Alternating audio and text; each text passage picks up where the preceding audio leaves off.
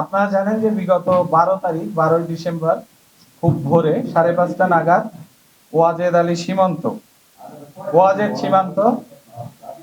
নামে একটা বিশ্ববিদ্যালয়ের ছাত্র, 20 বছর বয়স, ওকে ছিনতাইকারীরা পথে আটক করে এবং তৎপরবর্তীতে তার সঙ্গে একটা ধস্তাধস্তির পর্যায়ে তারা তাকে স্টেপিং করে এবং চিকিৎসারত অবস্থায় 14 তারিখে ছেলেটা মারা যায় হাসপাতালে, ঢাকা মেডিকেল কলেজে। এবং আমার পুলিশ, আমরা তাৎক্ষণিকভাবে এ বিষয়ে আমার সদরের একটা আমরা টিম গঠন করি এই আসামিদের আইনের আওতায় আনার জন্য।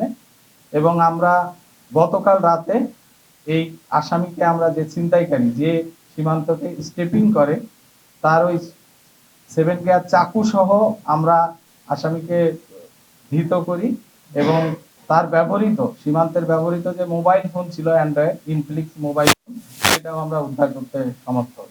এই মামলায় আরো 2-3 জন জড়িত আছে, আমরা তাদেরকেও অতি দ্রুত সময়ের ভিতরেই আইনের আওতায় নিয়ে আসবো। এ ব্যাপারে আমরা পরিপূর্ণভাবে আশাবাদী।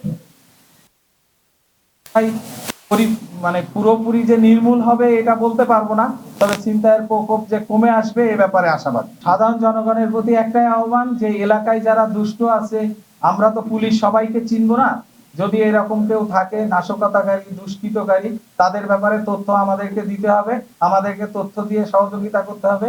তাদের অবস্থান কোথায় আছে সেটাও একটু আমাদেরকে বললে আমরা সবাই মিলে এই সমস্যার সমাধান করতে পারবো।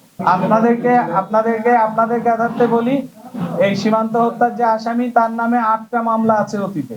সে 8টা, এবং সে পুরাতন একজন পেশাদার ছিনতাইকারী। অতীতে তার নামে 8টা মামলা আছে, এইটা নিয়ে তার এই যে 9ম মামলা। সো এটা অবশ্যই ছিনতাইয়ের ঘটনা এবং এই ব্যাপারে কোনো সন্দেহ আছে বলে আমরা মনে করি।